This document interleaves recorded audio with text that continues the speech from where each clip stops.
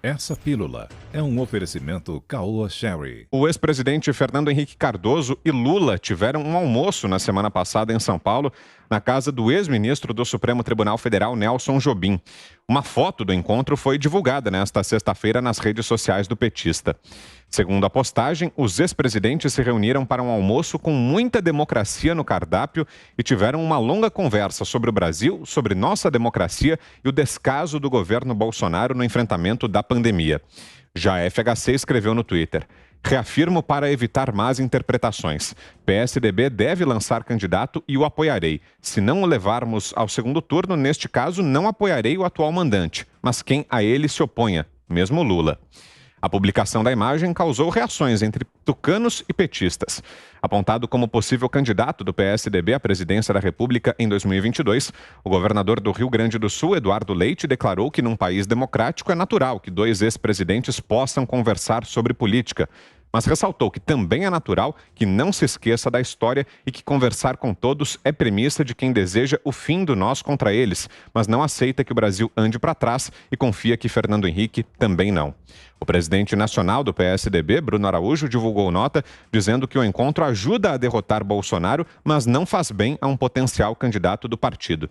Segundo ele, é característica dos tucanos dialogar inclusive com adversários políticos, mas a legenda precisa evitar sinais trocados aos seus eleitores e segue firme na construção de uma candidatura distante dos extremos que se estabeleceram na democracia brasileira.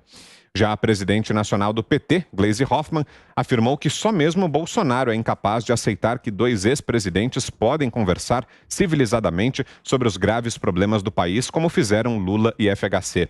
Disse também que o Brasil quer voltar a debater o futuro pela política e que o ódio e a mentira deram no que deram. Candidato derrotado do PT à presidência em 2018, o ex-ministro da Educação, Fernando Haddad, parabenizou a iniciativa e declarou que civilidade é pressuposto da democracia. Também derrotado na última eleição, João Amoedo, do Partido Novo, não mencionou a foto dos ex-presidentes, mas fez uma postagem no Twitter criticando Lula horas depois da publicação da imagem.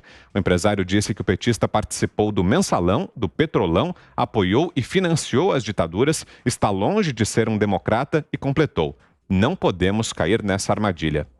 Fiuza. Que bonitinho, né? Que bonitinho. Um teatrinho de costas para o povo, né? Olha, o Vitor, o bom entendedor, infelizmente é a maioria no Brasil, sabe que o Lula é um ladrão. Acabamos de falar de mais um processo dele, que pegaram ali a Vaza Jato, aquela literatura. Depois que o Supremo anistiou o Lula, né, todos os juízes que queiram, né, beber aí desta mesma fonte, né, desse mesmo clube de lavagem de reputações, seguirão nessa linha. O nome do jogo é isso, é o prêmio para quem lamber o Lula, anistiar o prontuário do Lula, né? Mas o povo sabe, o povo, a sociedade brasileira, que não perdeu a vergonha na cara, sabe o que representa o Lula. E não é que ele tenha se envolvido num escândalo de corrupção, não. O Lula montou um sistema de corrupção no Brasil. O Lula vendeu o Estado brasileiro a um cartel de empreiteiras. E mais, tráfico de influência no BNDES, como estava dizendo o Augusto. Onde tinha ali um cheiro de grana, ele entrou. Ele, os filhos, os correligionários, né? O dinheiro que já pagaram com advogado, desde o mensalão. Né? Eles estão podres de ricos, né? Podres de ricos. O Fernando Henrique Cardoso, ele só está entrando nessa canoa furada, um personagem tão preocupado com a sua biografia, ele só está entrando aí porque ele está achando que ele não precisa mais interagir com a realidade, com a sociedade de fato. O Fernando Henrique está achando que ele pode viver confortavelmente nessa bolha.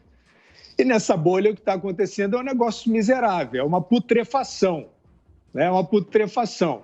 A burguesia, uma imprensa, ali um empresariado, né, os intelectuais. Olha, vamos viver aqui fingindo que o Lula não roubou nada, fingindo que o Lula não desgraçou o povo. Todos eles sabem disso. Então, para o Fernando Henrique, chama-se lavagem de reputação. O que o Fernando Henrique está fazendo é ajudar a lavar a reputação do Lula, que é imunda e é impossível de se lavar. É uma postura triste, lamentável, farei sempre por dever de justiça a ressalva que o Fernando Henrique Cardoso fez muito bem ao Brasil na época do Plano Real, corajosamente, de forma sagaz, não era fácil de fazer, mas ele se despreocupou com isso. Né? A questão do interesse público do espírito público, parece que não o comove mais. Então, estão fazendo essa novelinha de reabilitação do Lula, que é um ladrão. Não é porque eu não gosto do Lula, não. Eu nunca tive nem antipatia. Já defendi até o início do governo Lula, não tem problema nenhum com isso. Ideologia, nada disso. Mas ele fez muito mal ao país. Ele destruiu as instituições por dentro. Ele montou uma rede subterrânea de influência que está demonstrada, não sou eu que estou falando. Então, é terrível, é gravíssimo que aqueles que se acham, querem ser vistos como democratas, estejam aí brindando com o Lula. E você, Zé, o que achou desse encontro? Ô, Vitor, é natural que ex-presidentes se encontrem e deve até se encontrar, inclusive com o presidente da República. Mas esses encontros têm que ser com a pauta definida e uma pauta a bem do país, uma pauta discutida, ampla, porque evidentemente são líderes nacionais. O ex-presidente Fernando Henrique Cardoso, mais do que ex-presidente da República, ele é presidente de honra do PSDB. Há uma máxima em política que diz o seguinte: um candidato não deve desconfiar ou falar de uma derrota eleitoral antes da eleição, nem trancado no banheiro, com a luz apagada e sozinho. E o Fernando Henrique, ao se encontrar com o Lula e se derreter de amores por ele, falar em voto nele no segundo turno, está admitindo de que o PSDB não vai para o segundo turno e já começa a disputa no segundo turno, sem, evidentemente, pensar no primeiro turno. É uma verdade eleitoral, né? Já falam ali numa candidatura do PSDB, inclusive do Eduardo Leite, como eu disse, né? Mas pensando para depois, não em 2022.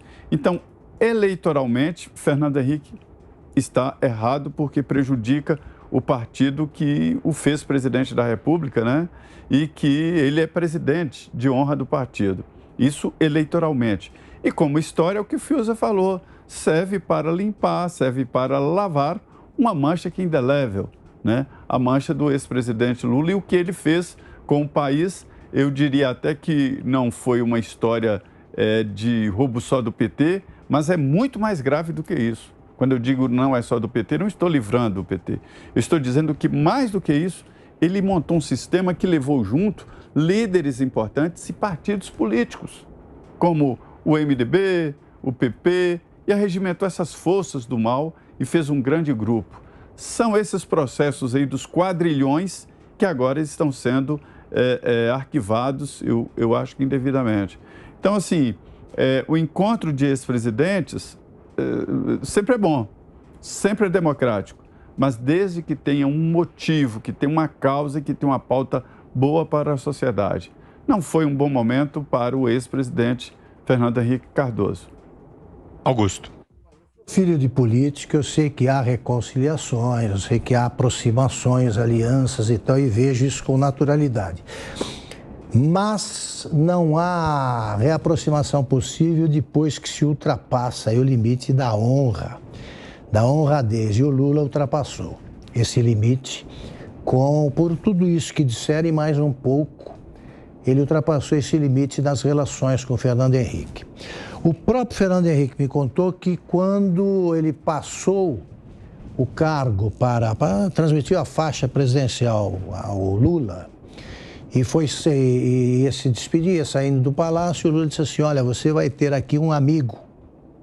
O Fernando Henrique o apoiou na campanha, em outras campanhas eles haviam estado juntos. E ele falou: olha, você vai ter um amigo. Semanas depois, ele já começou com aquele negócio de herança maldita, transformando o belo legado do Fernando Henrique, plano cruzado, controlou a inflação, lei de responsabilidade fiscal e outras coisas, em herança maldita. Então, isso aí já é uma coisa de mentiroso.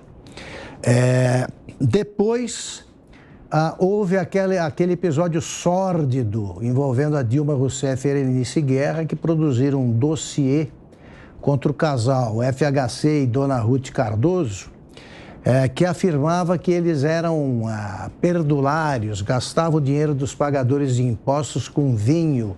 Isso nunca aconteceu, era um dossiê falso. A Dona Ruth nunca perdoou. A Dilma tentou se desculpar e não conseguiu. Isso está no livro do Inácio de Loyola Brandão. Mas, nas votações do Congresso, parece mentira.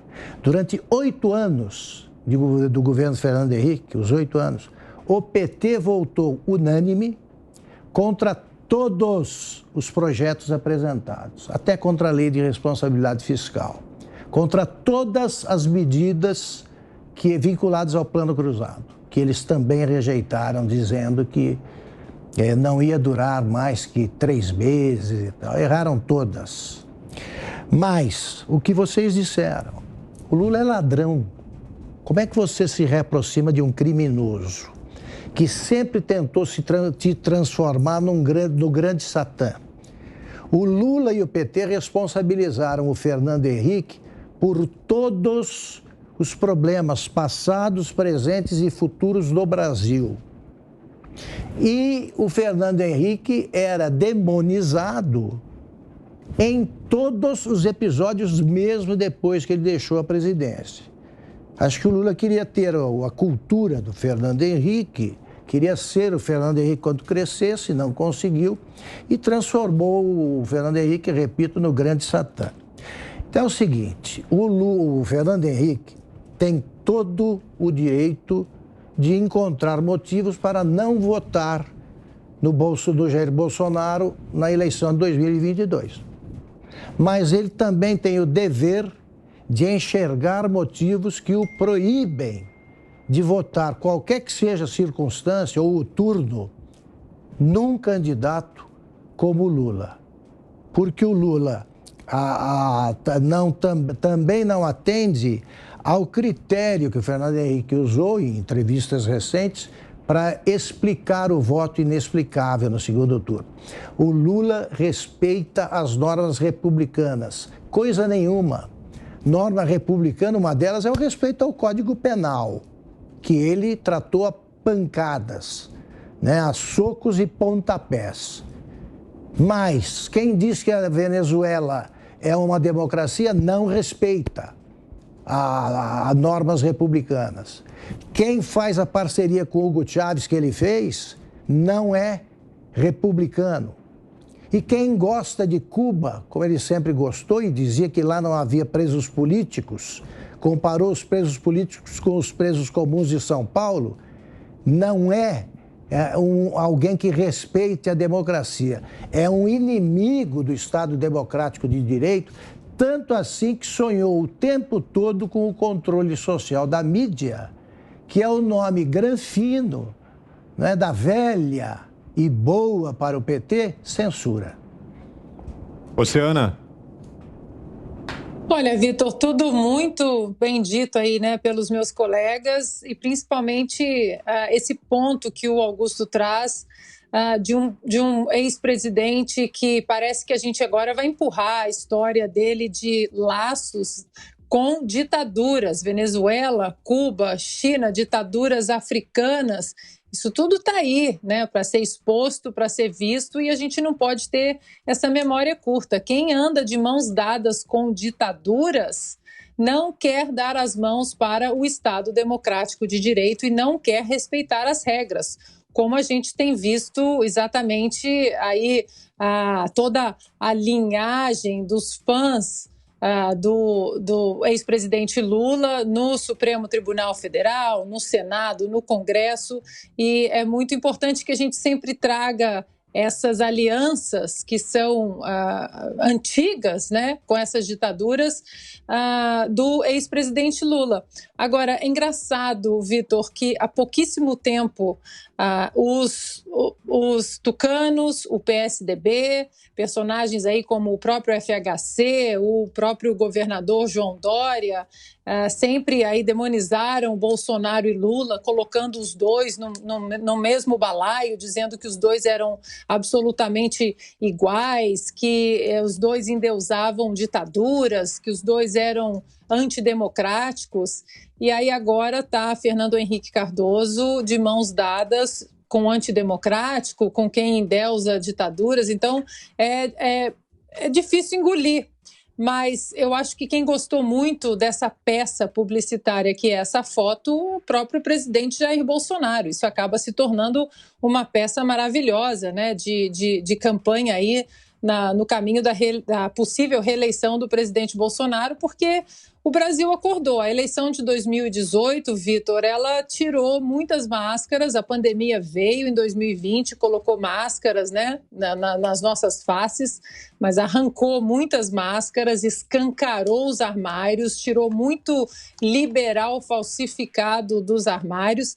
E o que a gente pode dizer em relação a alguma possível pesquisa, mas a gente voltar ali na história, eu convido os nossos ouvintes, os nossos assinantes a chegar, os nossos espectadores a chegar ali nas ferramentas de busca, coloca ali Pacto de Princeton, coloca Teatro das Tesouras. Na verdade, o PSDB e o PT, eles são muito parecidos aí no espectro ideológico da esquerda brasileira, só que um é mais cheiroso, um veste Armani, um falava mais, né, com o proletariado, mas está tudo ali. Pacto de Princeton, Teatro das Tesouras, vale a pena uma pesquisa.